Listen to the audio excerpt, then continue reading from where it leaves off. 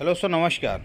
आज हम बात करेंगे लोन ईएमआई के बारे में। जी हाँ, आपने कहीं ना कहीं से लोन ज़रूर लिया होगा, क्योंकि आप अगर हमारा वीडियो देख रहे हैं और इस वीडियो को पूरा अगर सुनेंगे तो समझ में आ जाएगा कि लोन तो आपने लिया ही हुआ है और किसी कारण से आप ईएमआई नहीं दे पा रहे, लोन नहीं दे पा रहे हैं। जो किस्तें हैं आपने काफ़ी हद तक दी हैं, लेकिन कुछ ऐसी समस्याएं हैं जिसमें आप लोन की किस्तें नहीं दे पा रहे। अब इसके बाद शुरू हो जाता है बैंक का टॉर्चर। आपको बता दें, बैंक कभी भी आपको डायरेक्ट टॉर्चर नहीं करता। बैंक कभी भी आपको डायरेक्ट नहीं कहता कि आपने एक बार दो बार तो नॉर्मली आपके पास फ़ोन आएगा बैंक की ओर से कि आप किस्तें जमा कर दें, लेकिन कभी भी वो प्रेशराइज होकर आपसे नहीं कहता कि आप अपनी किस्तें जमा कर दिए।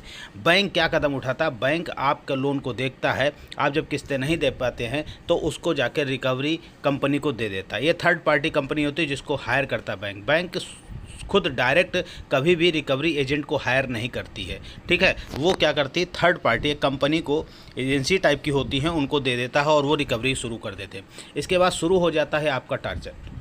आपको फ़ोन कॉल शुरू होते हैं, फ़ोन कॉल पे धमकियाँ शुरू होती हैं, धमकियों के बाद आपको जेल भेजने की तैयारी शुरू हो जाती है। यहाँ तक कि आप पर केस भी लगा दिया जाता है, आपके पास नोटिस भी आ जाता है, एक वकील साहब की मोहर लगी रहती है, उसमें उनका नंबर लिखा रहता है और इसके साथ साथ आपको उनसे बात करने के लिए फ़ोन नंबर दिया जाता है कि आप इनसे बात करिए।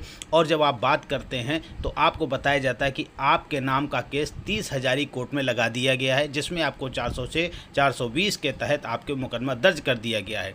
अब क्या होगा? अब आप कहोगे सर ऐसी कैसी बात हो गई है, कैसे कर सकते हैं? नॉर्मल सी बात है, आप इसी ढंग से बात करेंगे।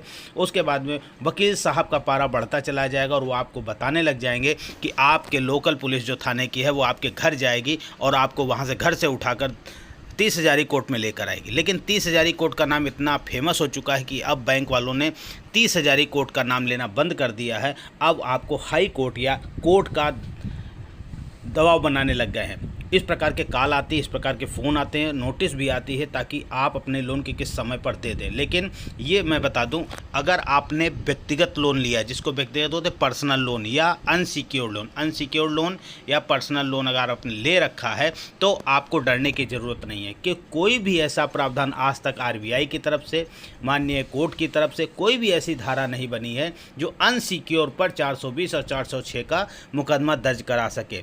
देखिए, 420 और 406 का मुकदमा, सबसे पहले समझते हैं 420 धारा क्या है।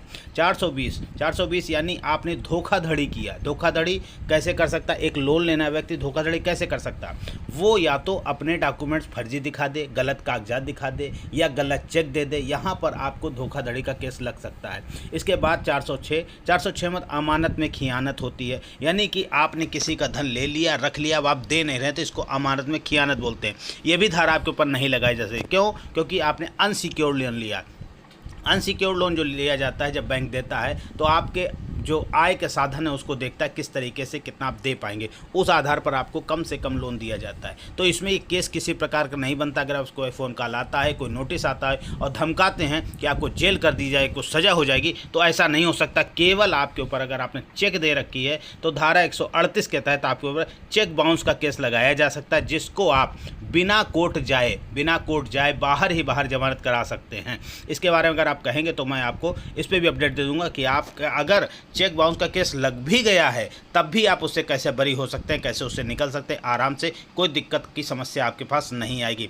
वीडियो अगर अच्छा लगा हो, इस प्रकार वीडियो चाहिए तो चैनल को सब्सक्राइब करिए, ताकि आपकी लोन की समस्या, लोन ले रखे हैं और नहीं दे पा रहे हैं, लेकिन याद रखिए अगर आपकी क्षमता है तो लोन दे दीजिए, क्योंकि आपने पैसा लिया है तो पैसा आपको रिटर्न कर दीजिए। ठीक किस तरीके से देना, उसके सारे तरीके हम आपको बताते हैं। कम से कम में आपका काम हो जाएगा और आप पैसा दे पाएंगे। लेकिन अगर आप सेटलमेंट करते हैं तो ये सच है कि आपकी फाइनेंशियल डेथ हो जाएगी, लेकिन उससे भी उभरने के रास्ते हम अपने चैनल पर बताते हैं। और आपने अगर चैनल अभी तक सब्सक्राइब नहीं किया तो चैनल को सब्सक्राइब करिए, शेयर करिए और आपकी जो भी समस्या है उसको कमेंट्स के द्वारा हमसे पूछ सकते हैं, तो उस पर भी हम आपको वीडियो बनाकर दें, ताकि जिसकी और समस्या हो उनको ये जानकारी मिल पाए और वो इन सब चीज़ों से निजात पा पाएँ। जो उनके पास दबाव बन रहा है, यानी आत्महत्या करने तक को तैयार हो गए हैं, ऐसे लोग इस प्रकार के वीडियो सुनकर उससे निजात पा सकें और डरे नहीं, डरकर मुकाबला करें। जय हिंद, जय भारत।